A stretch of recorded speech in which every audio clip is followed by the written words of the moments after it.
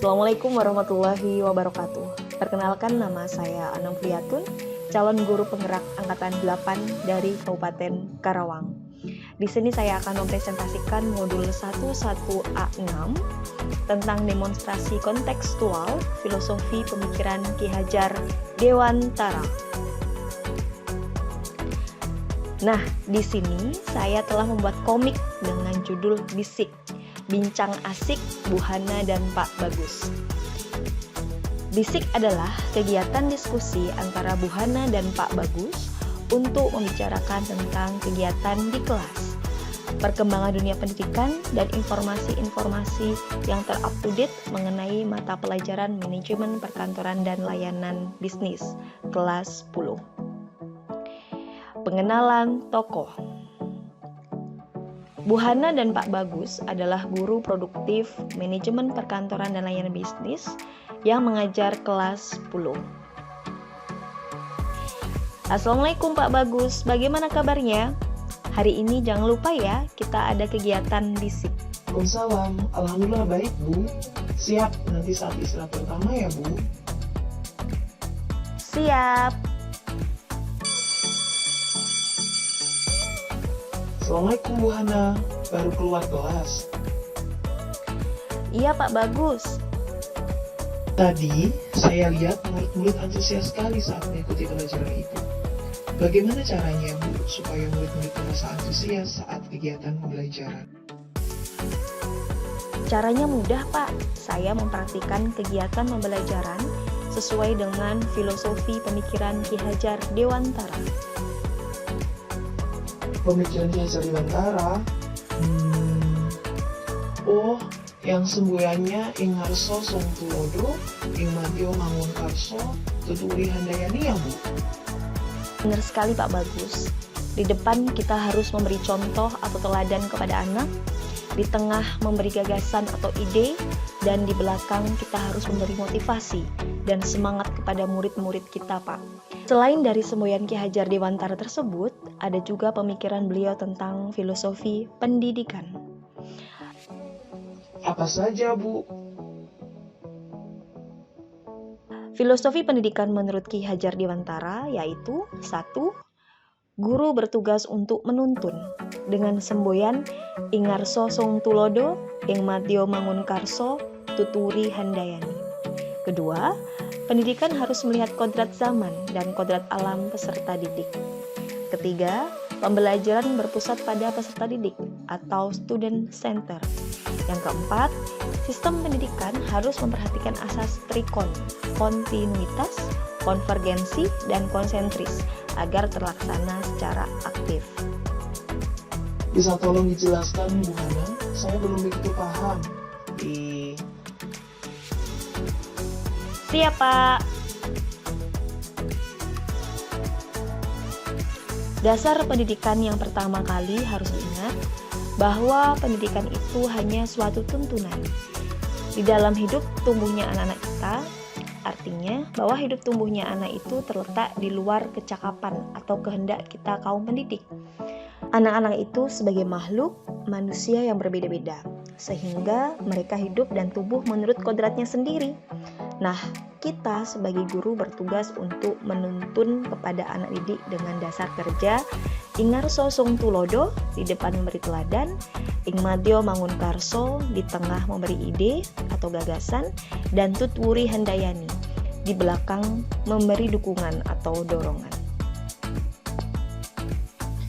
Uraian tersebut akan lebih jelas jika kita ambil contoh perbandingannya dengan hidup tumbuh-tumbuhan seorang petani. Dalam hakikatnya sama kewajibannya dengan seorang pendidik yang menanam padi misalnya. Hanya dapat menuntun tumbuhnya padi. Ia dapat memperbaiki kondisi tanah, memelihara tanaman padi, memberi pupuk dan air, membasmi ulat-ulat atau jamur-jamur yang mengganggu hidup tanaman padi, dan lain sebagainya. Meskipun pertumbuhan tanaman pada padi dapat diperbaiki, tetapi ia tidak dapat mengganti kodratnya padi. Misalnya, ia tak akan dapat menjadikan padi yang ditanamnya itu tumbuh sebagai jagung.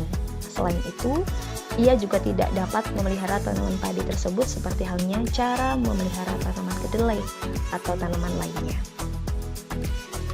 Menurut pemikiran Ki Hajar Dewantara, pendidikan merupakan suatu proses yang tidak diam, tetapi harus selalu berubah dinamis untuk menyesuaikan dengan kondisi alam peserta didik dan kondisi zaman, era di mana peserta didik hidup. Dari pernyataan tersebut, kita dapat menyimpulkan bahwa pendidikan harus melihat kodrat zaman dan kodrat alam peserta didik. Kodrat alam berkaitan dengan sifat dan bentuk lingkungan di mana anak berada, sedangkan kodrat zaman berkaitan dengan isi dan irama. Kodrat alam yaitu terkait dengan potensi atau bakat yang mereka miliki, ras atau suku tempat mereka berasal, hingga karakteristik lingkungan budaya daerah mereka. Kodrat alam ialah keadaan yang karena sifat dan bentuk lingkungan di mana mereka berada. Kodrat zaman ialah berbicara era yang dijalani anak, sehingga edukasi di masanya menekankan pada kemampuan peserta didik yang memiliki isi keterampilan sesuai zamannya. Pendidik diharapkan mampu menuntun anak untuk menyesuaikan diri dengan zaman dan tempat menjaga harkat dan martabat kodrat alam bangsanya. Artinya, cara mengajar, cara belajar, serta interaksi antara peserta didik dan guru memiliki adaptasi akan dinamika zaman.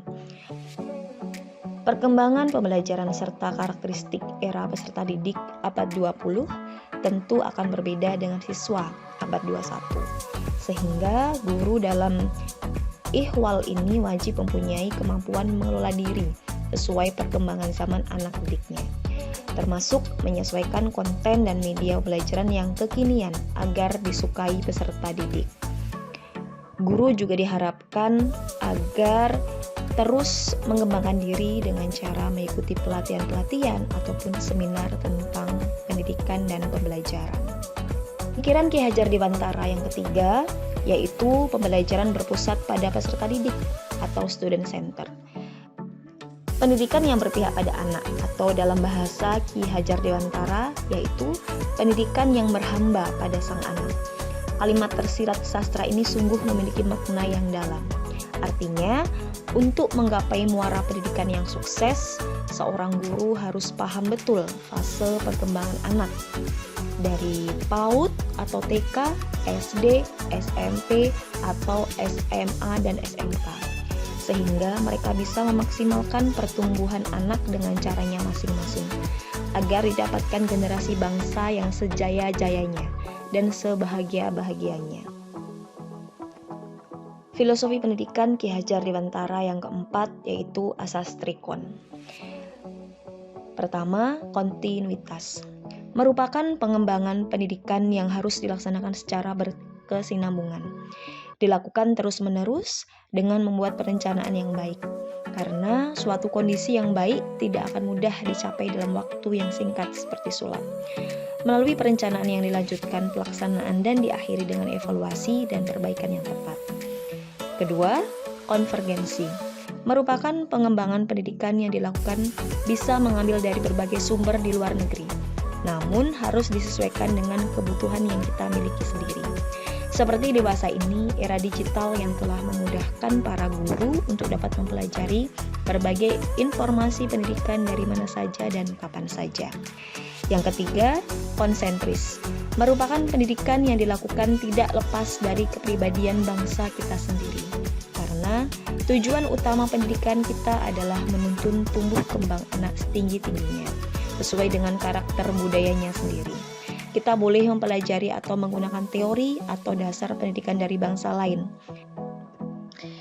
Begitu Pak Bagus, apakah sekarang Bapak sudah paham tentang filosofi pemikiran Ki Hajar Dewantara? Alhamdulillah, jelas banget Bu Hana.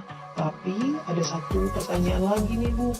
Bagaimana cara kita sebagai seorang guru menerapkan pemikiran Ki Hajar Dewantara ke dalam kegiatan pembelajaran?